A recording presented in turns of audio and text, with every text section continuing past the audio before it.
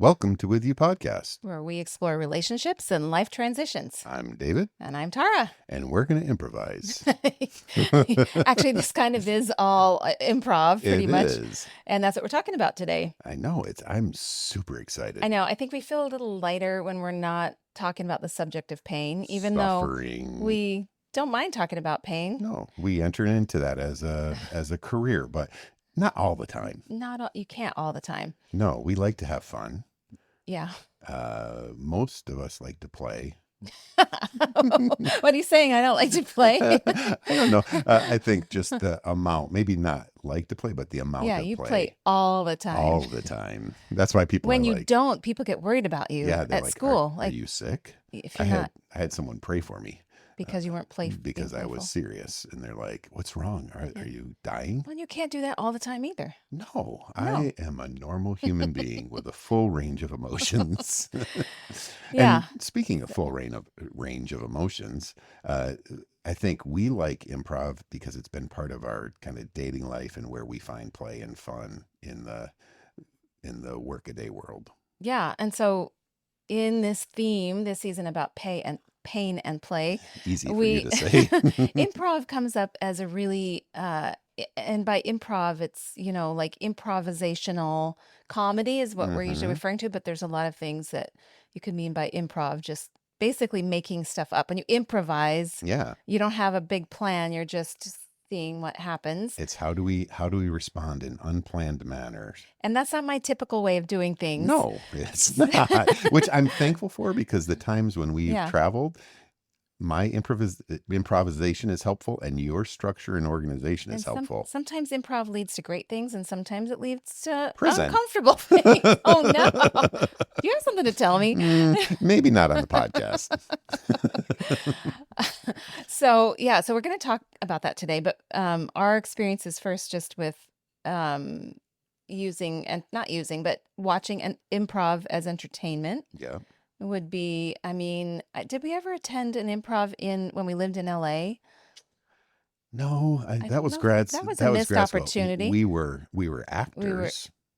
We That's were, the stretch. that's a whole other thing. We were background. We were extras. Extras. But yeah, no. No. I don't think we went. No, we didn't have any money. No. So mostly when we lived in Chicago, we Yeah. became familiar with the I.O. Theater in Chicago. Yeah. That Improv does- Olympics. Yes.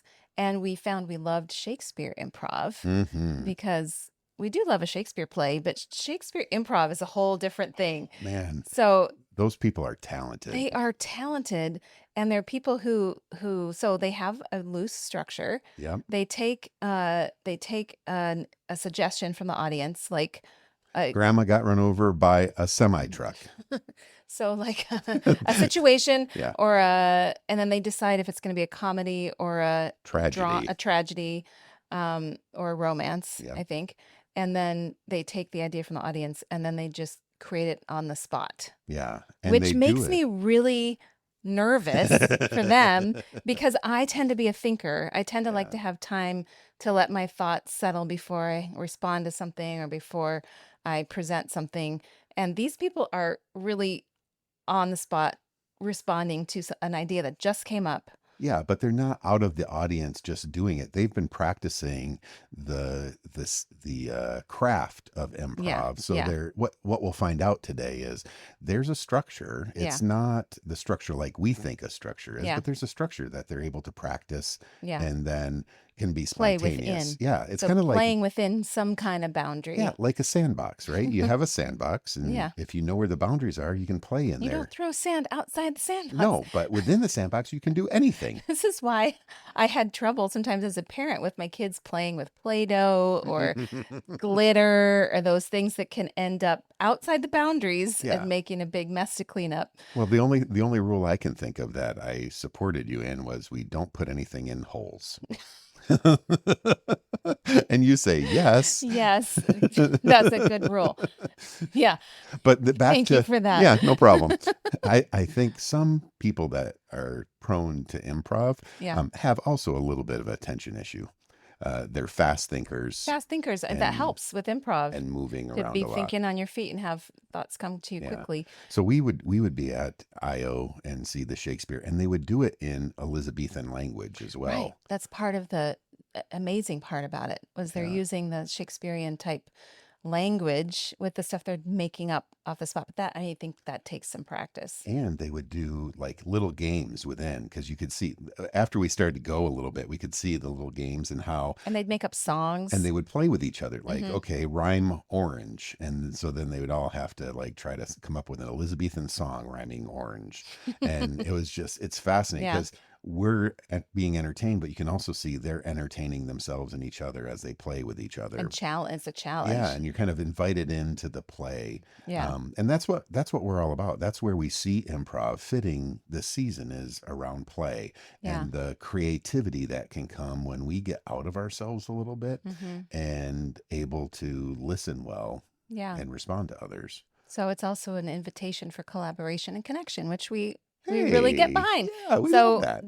this episode will be an invitation to think of a different way to play. Yep. And to do this, we've invited an expert. So it's not Yes. just the two of us talking about Praise this. God. We've invited somebody who That knows what they're doing. that knows what they're doing with improv, and he's a local guy in our community Yep. who runs a theater. And I'll just read his bio so I can do him justice with Yeah. what he's done. His name is Jeff Ash, and we'll be talking to him really soon.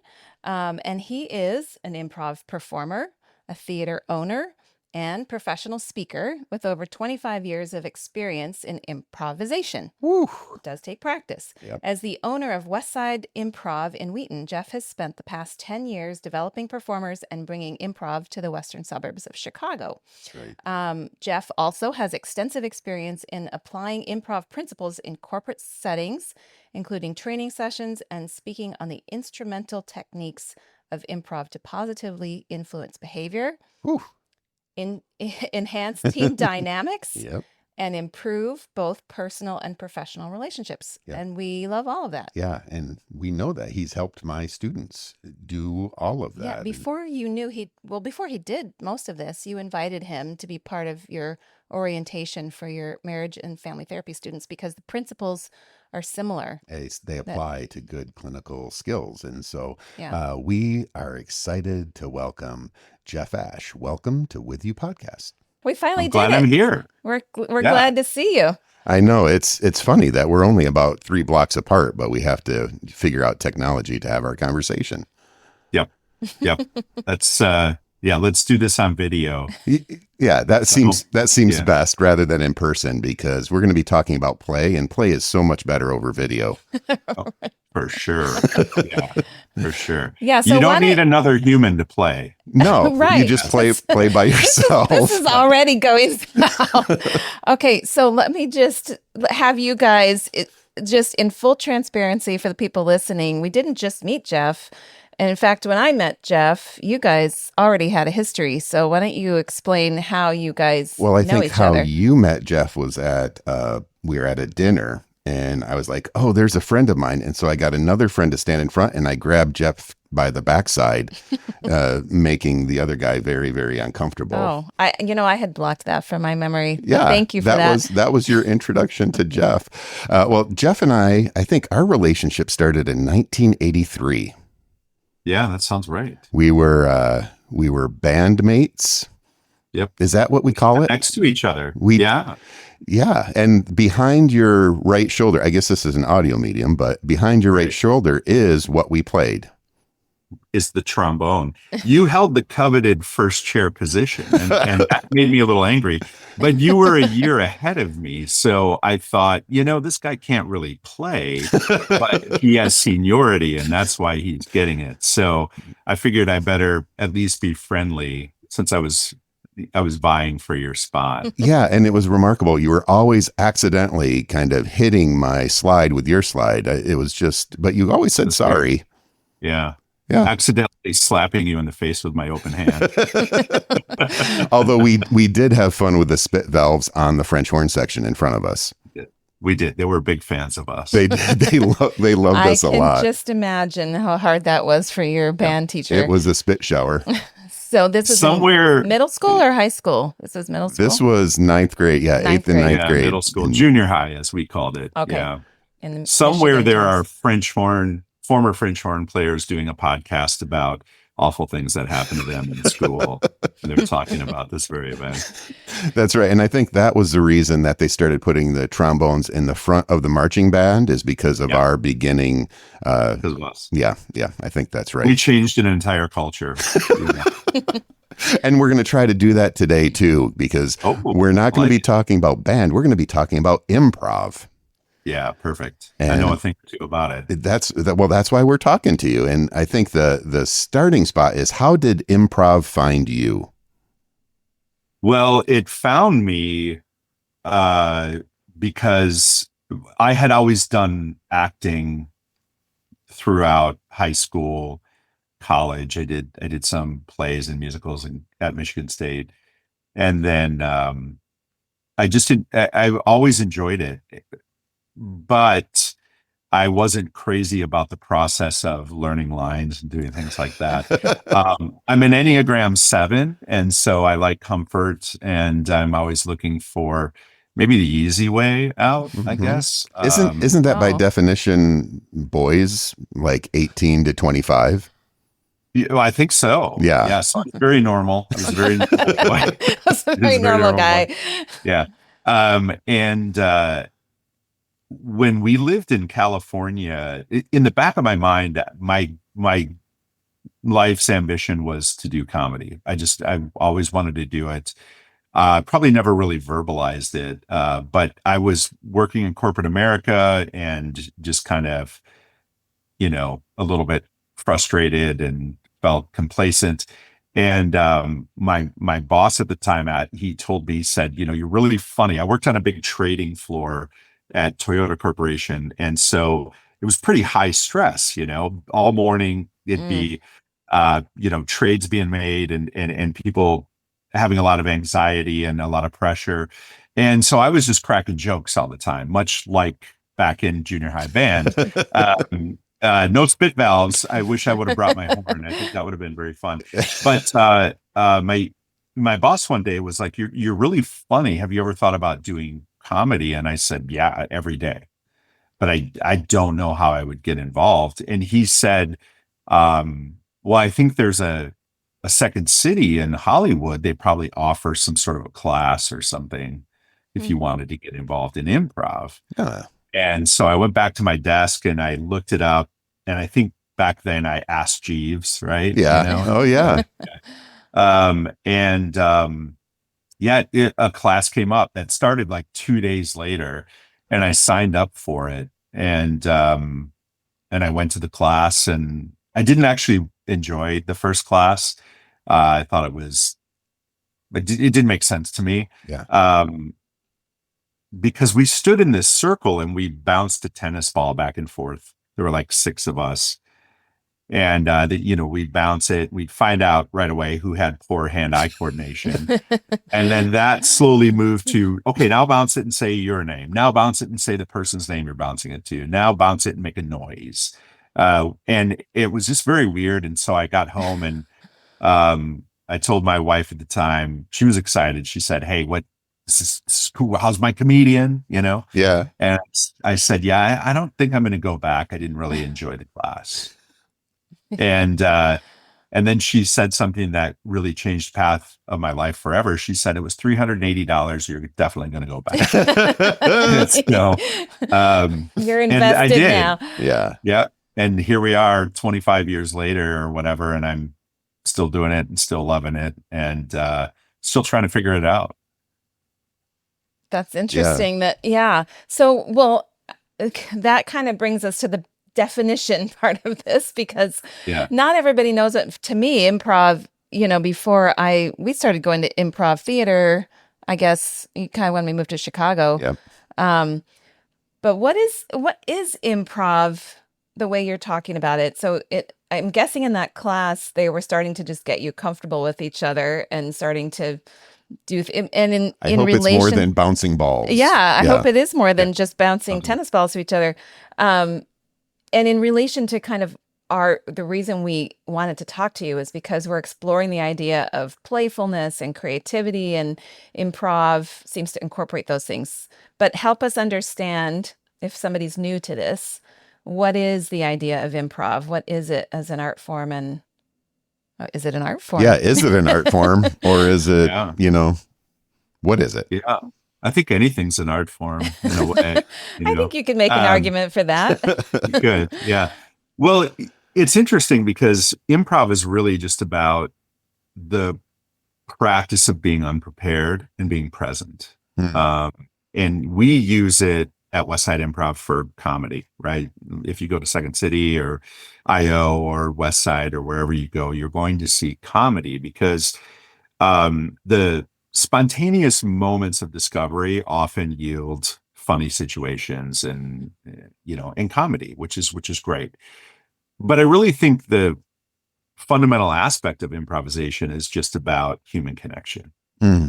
and getting us into a space where we're on the same level. There's no social economic hierarchy. There's Mm. nothing that would differentiate us. We're just human beings being human beings together. And improv was actually born, well, it wasn't born here in the US, but the improv we know came out of a woman named Viola Spolin, who was using improvisation and theater games to help immigrant children assimilate into our culture. Oh, wow. So when you think about the language barrier, how difficult that was for them, they found a significant amount of success through theater games and through improvisation, allowing um, children just to explore relationships and Yeah. connection without a lot of rules and without too many guidelines. And so I always say, we're preparing to be unprepared. And if you become exceptional at being unprepared in life, you're probably going to enjoy life a little bit more. That's a growing edge for me. Yeah, it's a tough one. Yeah. I know. I didn't tell Tara, but this is an intervention. We're gonna Oh, no. actually work on her because she's unprepared for this, which I think just sets it up perfectly for improv exercises. Actually, my worst nightmare. Yeah. Yeah. Some of your family members are here with me. Right now we've got, they're dressed up as a trombone behind me. Yep, the chair over there, that's actually a Right. child. That's a child. Yeah. Well, yeah. But I really think that fundamentally, right, we're really made to be in community with one another. It's so difficult in today's day and age because we're very isolated and we can really choose to isolate. We're very connected to our devices. We're very connected to our email, to our schedules. And we're always on the go. And what I love about improv, especially when I think about like new students who come through Westside, right, that level 1 class, for 2.5 hours every Monday night, we get to put our devices away. We get to slow down, exhale, and be with people. That's something I fundamentally believe we're made to do that. And now, unfortunately, we have to like buy classes and be intentional about it instead of just exist. But it's really rewarding to see. Well, it's really hard. We were just talking yesterday about how outcome based everything is. Church, family, education, it's all about looking to the outcome. And Yep. is there an outcome in improv? So you're talking about it's community based, it's being present with each other. How do you, I'm assuming the answer is no. And then how do you fight that pull to like people come in with ideas of I'm going to say this in improv and be really funny. And how do you navigate outcome versus process? Ooh, that's a good question. Yeah, I guess the short answer is really to get people to understand and buy into the fact that improv really is a process. And I think once they look at themselves as part of that process, then they're able to let go of some of the need for validation, right? Because what are you saying? You're saying, well, if someone comes in and they have something funny they want to say, or they need a laugh or something, that's just validation. They're getting validation either from the audience, or in this case, especially when they're just starting their improv journey, it's through other students they're getting validation from. And so a lot of that is just this protective layer we put up. Hmm. You know, we need reassurance that we're okay. What I love so much about improv and the experience of improv is we learn that what what we bring to the table is okay. We don't need anything else. We just need to connect with another human. Hmm. And that's pretty fun. Like when you guys talk about play, like there's no, one of the things I say to my students on day one is I'm like, this is a judgment-free zone. And the first thing we always think of is like judging each other. Yeah, I don't want to judge other people, and I hope they don't judge me. But where the real impact comes in is self-judgment. Yeah. Once we can let go of self-judgment, we get to be who we're actually created to be, and we get to actually be honor our personality, honor our moments, our thoughts, our feelings.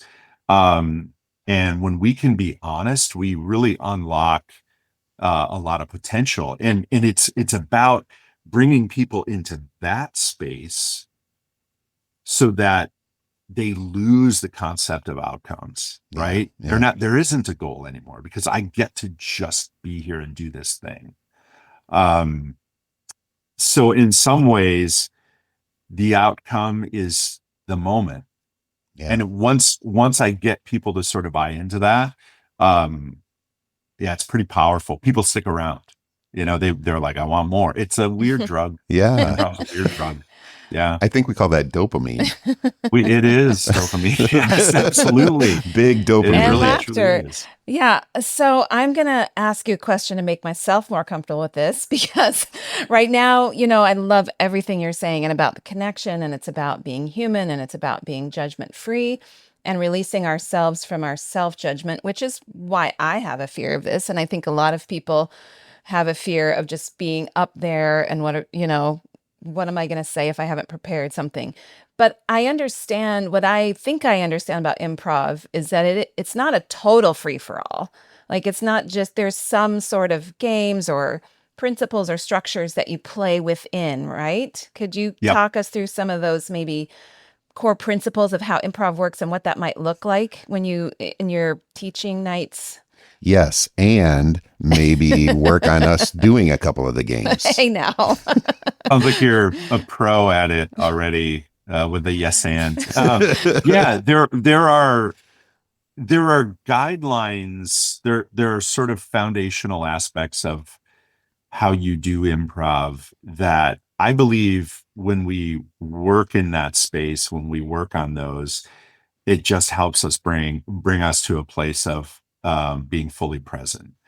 So the first thing is, yeah, I mean, Dave said it perfectly. You say yes. You say yes to everything. Because we want to get out of judgment brain. We want to get out of denial. We want to get out of controlling where things are going. We want to just be present and say yes. And if we agree that saying yes is what we're going to do, um, then there isn't another option. And what's really cool about that is no matter what happens, I'm going to go, yeah, this is what's supposed to happen.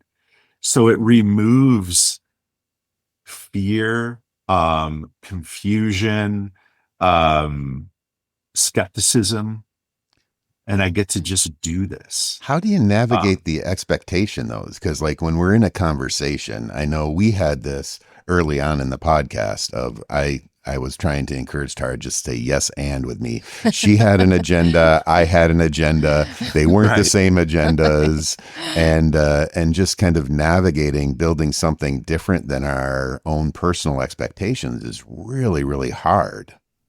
Yeah, it's hard. And that's why it really truly is a practice, because it's something that we have to do consistently to understand how to navigate with other people. I've really learned a lot about myself personally from improv, in the yes and idea is one of the biggest things. Um, I tell this story. I'm writing a book. Oh, I don't know really? why. I'll probably never finish it. I'm great at starting things. All right. Well, if and when you finish it, Yeah. we'll you. promote it. Good. Thank So you. we'll have you Appreciate back. that. Yeah. Awesome. But I tell this story in the book. So JV baseball, you were playing varsity at the time. You were a year ahead of me. I was in 10th grade JV baseball. We were scrimmaging each other, and there was, and I was a catcher, and I never played in the field, and I played first base. Story's going somewhere, trust me. It's a long one though. Yeah, but you had me at Yeah. baseball. I'm in. I'm all in. Awesome. Yeah. And I hope we have some time to talk about the Tigers. Anyway, I digress. I was playing first base for whatever reason, and there was a little pop-up in the foul territory, and I ran over to catch it, and it had one of those weird backspins on it. And there was a runner at third or whatever, and I was sort of looking over, and I wasn't paying attention to the ball, and it popped out of my glove. And, the team started just razzing me, and my precious little sweet ego couldn't handle it. And so I got very angry, and I kind of blew up at a friend, and then Hal Bayer had to sit me down in the dugout, and I pouted. And what improv has done, I think one of the biggest things it's done is it's allowed me to laugh at myself. And so to go back to what you said when the two of you were trying to yes and each other, maybe, and I don't want to get into your relationship. Oh no, this is what everybody's here for, is that. Yeah. So maybe there's a little bit of a power struggle. We hold on to things kind of tight, right? And that's fair. Yeah, the idea we're both of firstborns. Yeah, we're both firstborn, so we both know we're right. I'm an only born, so you can see how much weird stuff I had. But improv has really taught me over the years to be like, it's not that important. And so I've become a good collaborator because I'm really able to use yes and in the way that it was designed, which is, yes, I hear you. I celebrate that. I trust that's a great choice. And I'm going to build off of your idea, where I feel like in society, the first thing we do is say no. The second thing we do is we say yes, but. Yeah. Right? Yeah. Rarely do we actually say yes and, where we're like, yeah, and I'm going to build on your idea because I value it significantly. Yeah. And that is one of the biggest changes improvs have with me, is like, laugh at yourself, don't take it too seriously, and you become a great collaborator when you can do those things. You can really say yes and. Wow, what if instead of presidential debates, we had presidential improv? Yeah, that'd be awesome.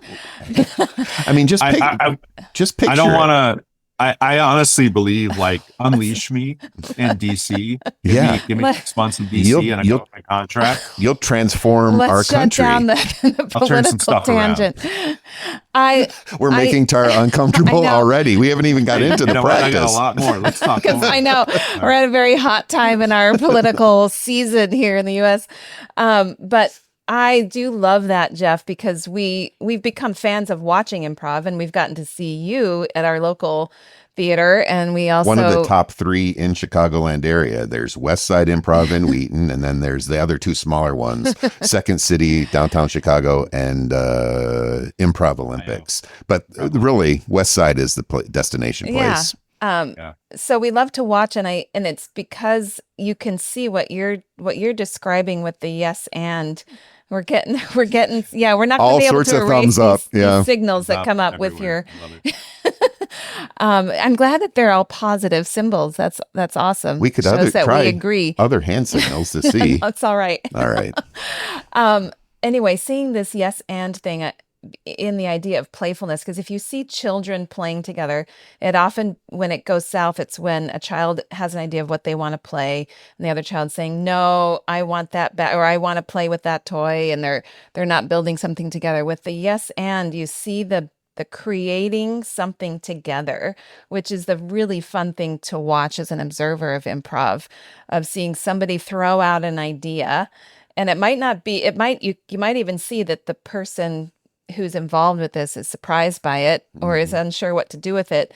But because of the structure there of saying yes, they have to enter in to that person's world and then create it together, which I think is a really cool concept and a cool idea of, and it honestly has helped us It be has. better at collaborating, as you say. It's helped us do this podcast, but it's also for you as a doula.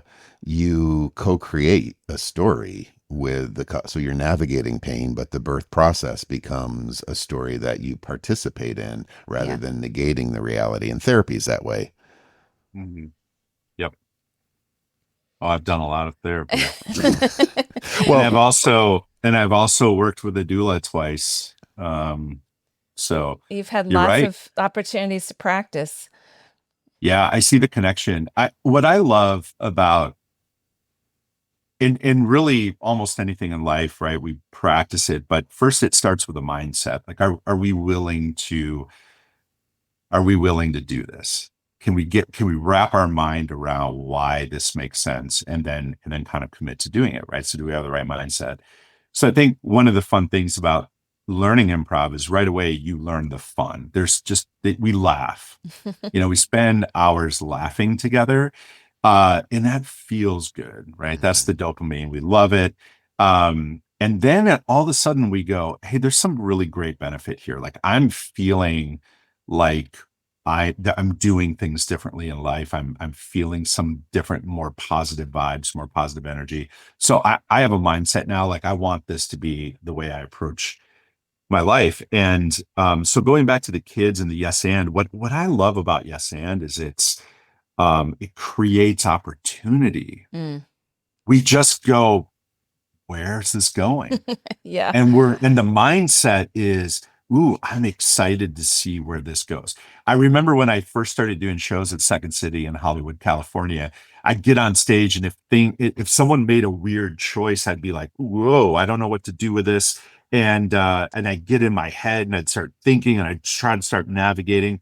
And I had a mentor one day say, man, isn't that the coolest opportunity ever when someone just throws a random thing? And I was like, I never look at that as an opportunity. Yeah. And I kind of had to step back and go, it is.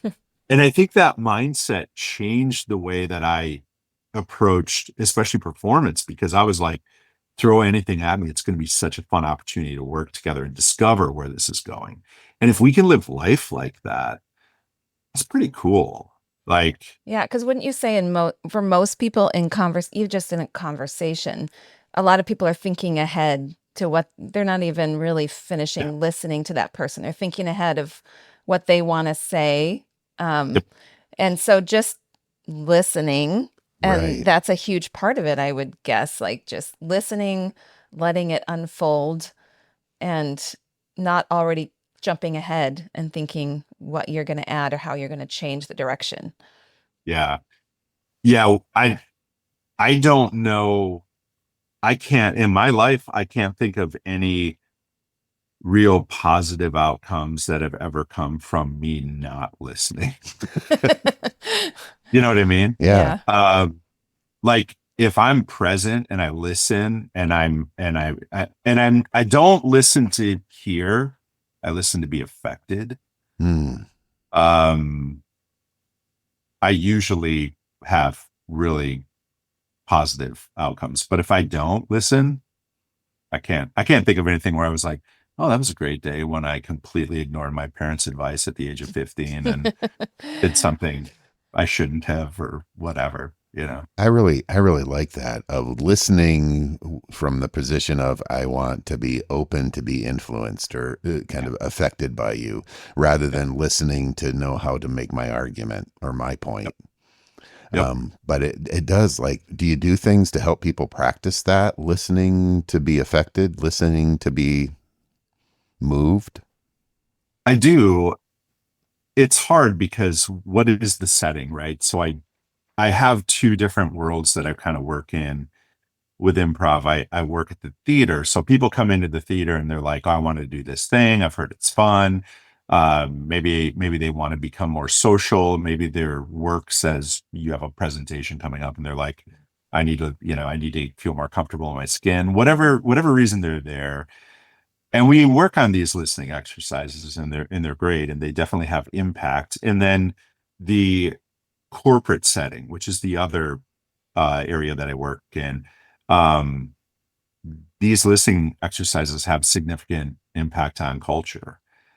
They change culture very positively because we find that in corporate America, there's not a lot of listening going on. There's a lot of directing and,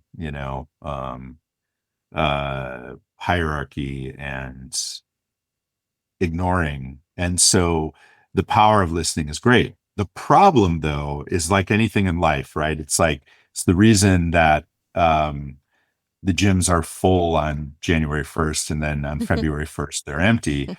We go back to old habits. And so companies will hire me to come in and work with their team. And we have this amazing event and light bulbs come on and people walk away going, I'm going to be a better version of myself. And this is amazing. And then 2 weeks later, they're the old version of themselves, right? Or they Yeah. go back, the culture goes back. And so, yeah, I work with them, but the need is in practice. Mm-hmm. That's where we really affect change. Yeah, and maintain the new balance, right? I mean, it's everything you're saying is so systemic, of thinking about the balances or the homeostasis, the way that the system works. It takes something new, maybe pain or something playful, but then there's like a rubber fence that pulls you back into the previous set, whether that's the way your family worked, with the corporate structure, the societal. And you're saying practice, like, live in that new space and fight some of those pulls. And what does that practice look like for somebody who's not in a class? Do you have some exercises or some rules for practice that people can? That Tara can practice right now. Oh, Let's this do is for me. Yeah, I'll enter in with you, honey. I'll say yes, and I'll be with you.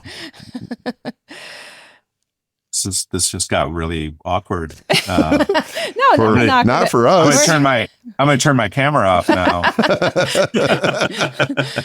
Yeah, we're just gonna put Yeah. that. Well, I've been doing a lot of keynote speaking for a company where I've been traveling across the U.S. and speaking to different organizations within the company, and it's been really amazing because people are starting to hear my talk over and over. And so what I've learned is that they're very interactive. All of my keynotes are very interactive. I don't, I don't think I could ever stand at a podium or on a stage and talk at people. I have to get us all in together and working together. So a lot of the exercises we'll do in big group settings are very much exercises that you can take back to your teams Mm-hmm. and facilitate that. You don't need any real massive experience to be able to facilitate it, because really it's the experience of doing it itself that is the discovery that you need. But that practice, like, one of the things that we do is one of my favorite exercises, but I always have groups. We talk a lot about active listening. We talk about being in the Mm-hmm. moment, right? Let's not jump too far forward. So when I'm speaking to an organization, and I just did this, I had 1,400 people in a room. And I just have them all break into little groups of like 5. And we determine, kind of like, we have them stand in a kind of a circle and determine who's like the leader, the starting point. And then they tell a story where they go around the circle and they each get to contribute one word at a time. So it's Mm-hmm. called one word story. I mean, you don't have to be an exceptional facilitator at that. You just have to remind them, hey, Listen for vocal intonation if you want to know what a period is versus a comma. Keep your story simple, serve the story, don't serve yourself. Little things like that that are sort of common sense, but it's fascinating. I feel like teams and organizations, if they did that, like if you opened your day and you said, hey, we're going to do this exercise every day, one, it promotes connection Mhm. and it puts us all into a space where we're experiencing this together. Two, it's playful. And we can't forget that joy is such a huge part of what we need. Smiling, laughter, excitement, anticipation. And so we get to experience these things in this silly game that has zero stakes, right? So you can't mess up. And then you're learning how to listen and be present. So now when you go through your day, you already have a good mindset of the day. You're already practiced at connecting. You're listening, you're being patient with one another. I'd love to start my day every day that way. And so these are things that organizations can do. And I think as I mature as a leader, with improv training and speaking, I'm learning more and more. Like I used to just come in, impact. It was great, right? Get my validation, right? Yeah. Yep. I'm feeling good. I Yeah. walk out and move on to the next one. Now I really go, hey, here's takeaway. And so as I mature, I'm learning this is stuff that they can implement and they love it. So why not? You know? Why not? Indeed. Do you want to try? Why do you keep coming back to Because this? I know Jeff and I are ready to go.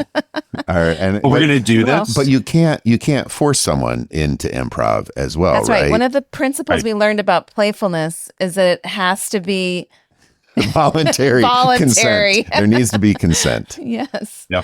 But you know what I do? This is really interesting. The first thing that I do, like when I do a keynote, I don't care if there's 200 people there or 1,000. The very first thing I do before I even say anything is I'm like, everybody stand up.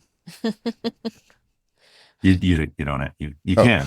Oh, But then I'm ready. I say this. I say find a friend, pair Uh-huh. up with somebody, Uh-huh. and I say this is what we're going to do. When I say go, you're going to stand at neutral, hand at your sides. You're going to be silent. There's not going to be any laughing, any talking, anything like that. And you're going to turn and face each other and make eye contact until I say stop. So You how are want to your play laugh? these games so badly. Yeah. Silence is not good for oh yeah, for that podcasts. phrase silence doesn't work in podcasts. Your uncomfortable laugh, though, is what I hear, right? Every Right. groans. And I'm like, hey, we're doing this. And the cool thing about that is it works almost in a weird way like an icebreaker because people are like, well, I guess I gotta do this thing. And they'll get up and they'll do it. And then I usually count to 10. I give them about 10 seconds. And then Mhm. afterwards, we'll probably about how'd that feel? And I talk a little bit about our inability as human beings to make eye contact now, Mhm. right? Mhm. We're extremely, extremely bad at eye contact. Yeah. And the best way to build rapport and to build trust and build connection is to make eye contact. Now, you don't have to be creepy and stare into someone's eyes, David, but there it is. But like connecting with someone through their eyes is very powerful. So I have them do that and then we process and everyone's like, it was uncomfortable. It was this, it was that, it was this. And I tell them, I go, that's the most difficult thing you're going to have to do over the next 90 minutes. And so that lowers the temperature in the room a little bit. And yes, Yeah. you can't force someone into improv, but what you can do is you can give them understanding and encouragement that it's not going to be bad. And we're all in this thing together and just do what you can. If you don't feel like it, cool. You give them permission Mhm. to say it. And most of the time they will say yes. And so once we start talking about yes and we get everyone engaged in yes, their minds change and they're willing to do it anyway because they're right. I've indoctrinated them. Yes. Right now. Good. So, but what's really cool is at the end of the talk, so we go through whatever it is, 75-minute talk, 90-minute talk, whatever it is. We get to the end and I'm like, find your friend from the beginning. And they stand up and then we do the exercise again. And I count to 20. And then I have them sit down. I go, how did that feel? And they're like, easier, simple, great, wonderful. And I'm like, cool. it was twice as long. Mm. And they're like, no way. There's no way it was twice as long. But what we've just done for 75 to 90 minutes is we've given ourselves permission to, one, drop ego, two, connect with people, three, be playful, and four, look for possibility. Yeah. And when you look for opportunity and possibility, like, you're not afraid to connect with people. And so they leave that feeling connected, encouraged, invigorated, and that's where we want them to be. So Well, yeah. one of my friends has participated, not in the consultation, but in the class. Actually, a lot of my friends have taken your classes, but one of them said it's his personal therapy, which I think I have issues with, that you're taking away therapy clients from I think that the just means they should be professionals. charging more. Yeah, maybe it's a discount big box therapy, but Yeah. but he said it's his therapy. It's a space just to be, and I'm wondering how you see using these tools for personal growth. I know you're not doing therapeutic things in terms of a goal of that, but how do you see it being therapeutic? Can you give a couple of examples of like navigating feeling down, feeling anxious, things like that? Because it seems I have testimonies of people saying, man, that class with Jeff was like therapy. Or finding personal growth. Or finding And personal yeah. growth. Yeah. Wow, that's cool. Well, for one, even though improv is something that you do with other people, it is purely self-discovery. It's a discovery of how you feel around people, how you react to people, what are your tendencies, um, coming out of your shell, pushing yourself. They challenge themselves every single week. There aren't a lot of places in life where we get to face a challenge and then overcome it every week. And that's the cool thing about improv. And so the personal growth really comes from, you know, learning how to be okay with you, which is something that we fight. You know, we fight it. We want to, you know, we have comparison. We have, comparison is the thief of joy. And I think one of the cool things about going into improv is when you learn to be okay with yourself, Mm-hmm. joy comes back, right? Yeah. So learning how to feel joy and feel comfortable with you and feel okay in the setting. Like, I always say this in the first class, I'm like, I've heard my voice or variations of my voice for 54 years. I'm bored of it. I'm bored of the words I say. I'm bored of the way I look. I'm bored of the way I stand. And I could sit up here and I could judge myself into the point where this would not be a great experience for any of us because I would be subpar. Yeah. But what I forget is I am new and fresh and interesting and unique to you. And that's what you all are to each other. So as you sit there thinking about all the things about yourself that maybe you don't like or you're not happy with, you need to realize that everyone else sees you completely different. They're not bored of you. You're exciting, you're new, you're fresh, you're interesting. And if we can just step into that space, then we get to joy quicker. Mm. You know? I don't know if that's the right way to say it. Quicker or more quickly. No. Well, she's the. What do you think? Yeah, I will not throw grammar into this. Okay, no grammar judging. Good. Thank No, you. what's is a no judgment zone, Jeff? That's right. We both I went love to, it. We both went to public high school, so that's right. might be part of the problem. So I know you're consulting. You did work with military chaplains, and I'm curious of how you saw this fitting with faith and with their role in a very structured setting. So we're talking about just society in general, but the military, there's rules. It's not like you can just kind of do what you want. So how did this work with military chaplains in terms of structure and faith? And I'm just curious about that. Yeah, it was really cool. The best compliment I think I've ever gotten from teaching improv was on a base in Japan, where a woman at the end, we did a little processing and a woman raised her hand and I said, "How are you feeling?" And she said, "I forgot what it's like to not be a soldier." Oh, wow. And like, she was like tearing up. And it was cool because I kind of looked around the room and all these other people in fatigues were like, yes. Mm. right?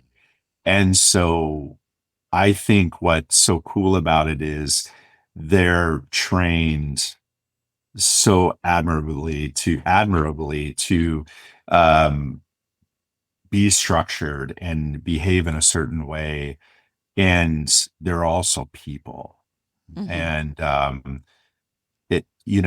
we can't forget that aspect, that we're people. And so to me, like, I found that to be the most impactful thing that I saw. Um, and there's still a little bit of structure in improv. We talked about saying yes and yes and it isn't just a free for all. One of the exercises I love to do, now I've done this with your former students a lot. Yeah. And one of the exercises I love to do is get them into a space where they just physically move and connect with each other, and then they create scenes and scenarios silently just by physical movement and objects, sharing objects and interpreting things and figuring out how they fit into moments. I did that in an airplane hangar once with about 100 um, Army soldiers, and it was really one of the most beautiful things I've ever seen. They created so many different things, but what I do is I have them all in these little groups, and as they're doing, maybe they're playing a make believe basketball game or drinking tea or juggling, and they're all juggling, whatever it is, right? And then eventually I'll just say, hey, if I tap you on the shoulder, you're going to join the group in the middle. So eventually everyone will be in the same group. And so when I had all 100 of them in the same group, what they did is they created a war scene where Mm. um, there were like airplanes flying in, and they had soldiers, and they had ships, and it was amazing. And we finished this. We did this for 45 minutes. We finished it. And the general on the base came up to me and he's like, "What did you just do?" He was like, "What did I just see?" Mm. And I'm like, "You just saw people communicating and saying yes and going with what was there and not judging their choices and each other's choices. That's all you saw." He's like, "How did you do that?" And I go, "I didn't. They did it." Like, I nudged the snowball, and as it went downhill, they figured it out. It got bigger and it gained momentum. But that was so cool. And so what we found is just, yes, they need a little bit of structure, but they're still human. Hmm. And when we allow them space, they work together in a much deeper, more significant way, right? And so Hmm. it's really cool to see that. Yeah. Well, I don't it's know if I answered that question. I just went on a coffee laced tangent. yeah, I love that part because the general wanted to know, how do we produce this? And you're saying here's an opportunity that they had to be, and this is what came out of their being. And it's Yeah. it's the tension right there. The general wanted to do something to people to get a result, and you're like, I wasn't focused on the result. I was being with creating a space for the people to be, and this is what emerged. And I think that's such the scary part for us, Hmm. for however we've been acculturated, of letting things emerge Mm. versus a pseudo sense of control, that we Yes. really think we have control and can manipulate and get what we want, where a lot of times if we trust each other, that something better, it's kind of like when no happens, there's always something better that's provided. I love that kind of spiritual kind of saying, when God says no, there's something better for you, rather than focusing on, oh, I want that, and then doubling down into a battle. Yep. And what you're saying is, you create space. And I love that you do that with my students when you do a training, because I think improv is really the heart of systemic therapy, that there needs to be play. We get lost in our words. So it's not even the yes and, but we get lost in our words and trying to live in our head. And when you take my students and get them in their bodies with each other, and thinking about how we get in the bodies in the therapy room, that we're a whole person. You keep saying people are people. There's a wholeness, a spiritual, cognitive, relational, embodied nature that improv gets to in a very non cognitive way. It's beautiful. I'm all in. I get excited. I get excited about this. I've been waiting for about 6 months to have this conversation with you. I just, even when you're talking about the war scene, I got chills because there's something beautiful about creation and co-creation. yeah. Yeah, I keep thinking about that word because that is the scary and the delightful thing about improv, I think, is the surprise aspect, the not knowing, the not being, you say, being prepared to be unprepared, which I think scares most people, me especially. But then being surprised by what emerges is the delightful part that can come out of that. And the idea of co-creating with somebody else, and like you said, finding your own self-discovery of, where does my value come from? Does my value come from what that other person thinks of what I created, or is my value inherent? And if we can all be comfortable with our value coming from how we're created and not by what we do, it frees us up, right? Ah, I love that. There's a, oh, I love that. So I just keep seeing this picture of this beautiful game I've played with your students. I've played with so many people, and this is something you really could do with each other or your family, just to, it is the practice of giving up that control and being surprised by what happens. I love how you said that. Just get a big tablet paper or dry erase board or whatever, and you have one pencil, one marker, and you each get to make a move on the paper. You cannot pick the minute you pick the pen or the marker up, your turn is done. But you get to make a move. You get to make a dot. You get to make a line or a squiggly line. And then you pass it to the next person. And then they get to add to it. And then you pass it and you pass. And as we look at and we analyze this, the beauty, the fun of it is like we start to see like the awesomeness of humanity and how we all see things differently.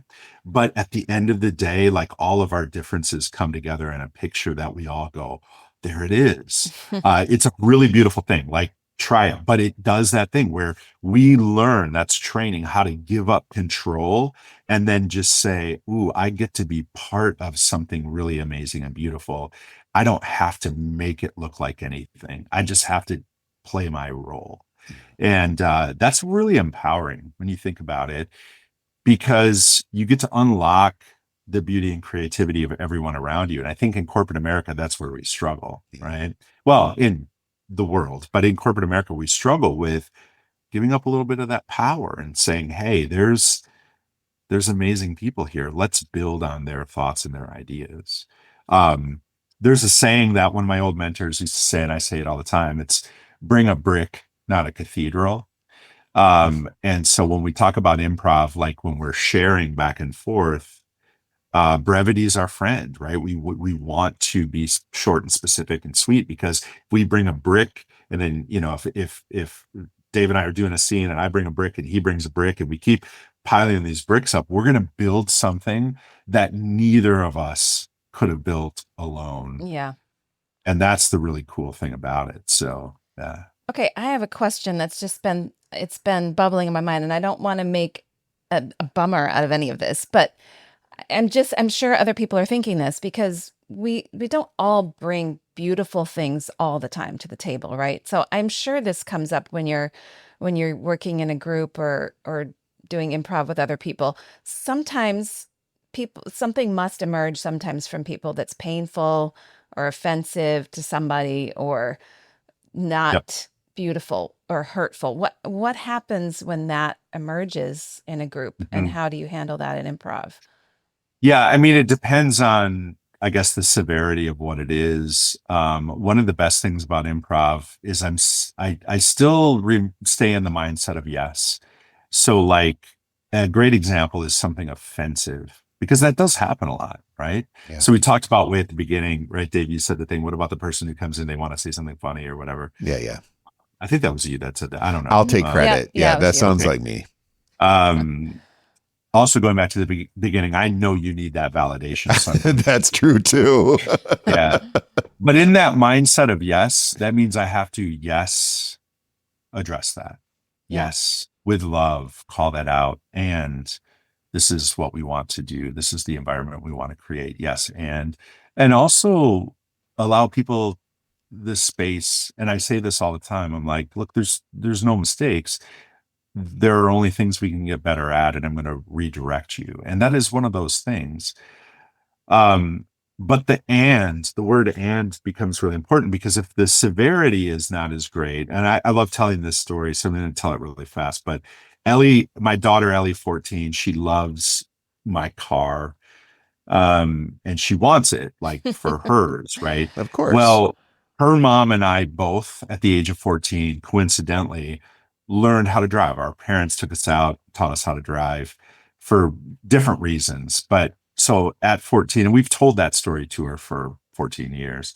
And so last spring, she reminded me of that story. She said, Dad, remember, when you and Mom learned how to drive at 14? Well, I'm 14 now. So I think Friday would be really cool after school, because my friends and I are going to go downtown Glen Ellen. We're going to get coffee at Starbucks. We're going to hang out. What would be really cool is if you picked me up at school and you taught me how to drive in the parking lot.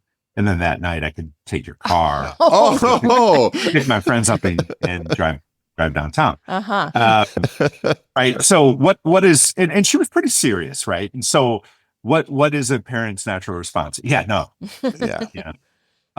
But I said yes.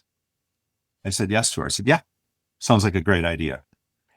And you need to turn 15, take driver's training, turn 16, get your driver's license, and become insured on my car. And then you can absolutely do that. What I was able to do through Yes And is I was able to direct the conversation into reality. Mm-hmm. But the power was how she felt, which was seen and heard. Yeah. Mm-hmm. Yeah. And I gave her a pathway forward, Yeah. because no stops everything in its tracks. Mm. But Yes And says, hey, look, it's okay to be not today. And here's how we get to tomorrow. Yeah. Right. So, so I think it depends on the severity, but Yes And often works, because I still want to honor what they did and said, because it's Yeah. what they did and said. Right. And I don't want to shame anyone. And so I'll say yes, and we should redirect that into something more productive. That And that parenting example reminds me of my favorite developmentalist, and it's the same truth, just through one is through improv, the other is through development. Eric Erickson talks about how do we set limits. Some parents are only limit setters, right? They're just rule based. Knock it off, stop, no, don't make me pull this car over. All of those type of things. Other parents are need based parents. Of you weigh the child before you go into the grocery store, you let them eat all they can, and then you weigh them afterwards and just pay the difference because you don't want to say no to them. And so, but there's how do you identify the need, help meet the need within rules. So like throwing yourself down on the grocery store floor screaming, that's a no. Or that's a rule. Like we don't do that, but you're feeling angry, hungry, tired. How do you ask for that within the structure? So like you gave your daughter a structure going forward. There are expectations and limits, and I see what you need and want to help you through that. It involves all three parts. And as you're saying, so I'm listening through a developmentalist ear, and it's like, oh, improv speaks directly to the human condition and how we understand what's needed for flourishing. And man, I want more improv in my life. I really do. You have all the time in the world. Not. I do. Well, if I can participate in the class virtually, that would be great. I wouldn't be embodied. I'd be a floating thumb up head. Yeah. Well, it's not the best way. No. Sounds like it's something we can incorporate anywhere in our life, though, right, Jeff? Like the classes are awesome, and I know a lot of people keep coming because that practice really builds growth into their life. But the principles of this idea are something we can do wherever we are. We can do while we're traveling. We can do in our parenting, with our friendships, of just the co-creation, the being open, the being connected, and being surprised. Yeah. Don't negate. Don't block others. Mm-hmm. Yeah. and Yeah. give and take.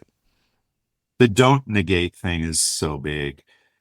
I love people say this to me all the time, and this is just like, I don't know, I get so happy when people say it. They say, when I talk to you, I feel like the only person in the room. And to me, like, I always want whoever I'm interacting with to feel that way, because why shouldn't they? Like, isn't that a basic thing we should do for other people? And there's a lot, we know this, right? There's energy in and energy out people all over the world. You know, we have a lot of people in our lives who are energy out. They're going to take energy, and sometimes it's hard to have the time, but I respect their improv has taught me how to respect their humanity enough to say, hey, this is not about me right now. It's about being present with them in a moment that they need. Now, my therapist helps me work through healthy boundaries around that. Well, good. Right?